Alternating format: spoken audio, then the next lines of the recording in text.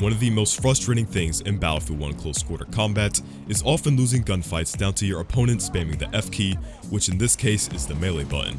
I probably just triggered a lot of emotions for anyone who plays Battlefield 1 regularly and can sympathize with this statement. Well, now that I got your attention, I'll go ahead and state the purpose of this video, which is the melee system and how I would like to see it improved from Battlefield 1. Now, I don't absolutely hate the melee system in Battlefield 1, I think it's actually the best in the entire series. For the first time in the entire Battlefield franchise, we finally get different melee classes. In previous games such as Battlefield 4, equipping a machete was no different from your standard combat knife. Sure, it looked cool, but it offered no variety or statistical differences to warrant you choosing one melee weapon over the other. But everyone ran the bipod knife in the end because, honestly, who doesn't want a bipod on their knife? But you get the point, melee choice in previous games was merely a choice of cosmetics. The introduction of class-based melee weapons was the best addition the franchise has ever seen in terms of melee combat. It actually made different melee weapons unique, and for them to fit in different niches. Hatchets and shovels offered high damage and the option to destroy wood or wire, but were very slow with a short melee distance. Combat knives were agile, quick, with long range, but had no ability to destroy wood or barbed wire. Clubs were the middle ground, offering a nice balance between the two, but sacrificing the ability to cut wire for simply breaking down wood. For once in a Battlefield title, not all melee weapons were skins of one another, and the weapons actually performed how you expect them to. I guess I'll use this time to also touch up on the bayonet charge as well. In Battlefield 1, throughout all the nerfs that it has gotten, it is still used as a cheese tactic by many players in CQB. You still get those panic bayonet charges every now and then, and before it's too late you're stuck into a death animation. Not to mention that it's extremely easy to maneuver during the bayonet charge, and you have a lot of time to do the charge as well. It is confirmed that the bayonet charge is back in Battlefield 5, and will take up a gadget slot.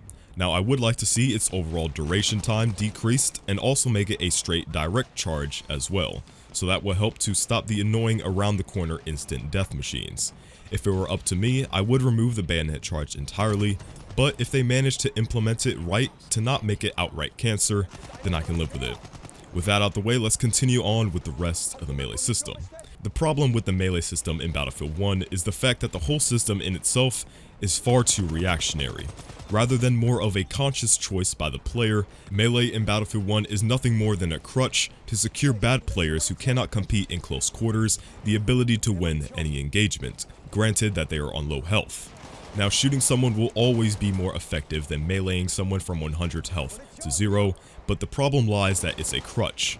Players who spend all their ammunition and sloppy aim simply resort to pressing the F key to score a quick 30 or so damage and lock their enemies into a death animation. Yes, this animation leaves the attacker vulnerable, which balances it out, but sometimes this doesn't even work, as I'm sure a lot of you experienced those melee takedowns and bayonet charges that should have gone through an animation but ended up being nothing more than a simple swipe. And this pretty much negates the entire balancing factor around melee combat. I think a very easy and bare-bones solution to fix this problem is to require the player to actively pull out your melee weapon to use in combat. For example, you have to pull out your sidearm or primary weapon and then fire it. Why should melee weapons be any different? Also, equip times to differentiate melee weapon types, with knives being the fastest. This solution can also apply to grenades as well, but that's a topic for another video. Having to actively equip your melee weapon both increases the skill required by the player to use it effectively and directly decreases the number of gunfights won by players spamming the melee key. It makes melee combat a tactical addition to the overall gunplay of the game while not detracting from it, as we see in Battlefield 1 and prior titles. Another thing that I forgot to mention is the atrocious aim assist given when striking with a melee weapon. Regardless of platform in Battlefield 1, your soldier will automatically snap to the nearest enemy, striking him immediately. I think this is a major role in the number of melee deaths in Battlefield 1. I have no idea whose bright idea was to have this in the game. It does not offer any overall skill to the melee system, but actually decreases the skill needed to land a hit, as the game is physically moving your aim towards the target. We don't need aim assist. We have mice and we can aim perfectly fine. We're not playing on console where our thumbs dictate how well we aim. Aim assist with melee weapons only decreases the skill ceiling with them and makes melee all the more easier for the bad player who couldn't land his shots on the enemy. This needs to be entirely removed for the next game.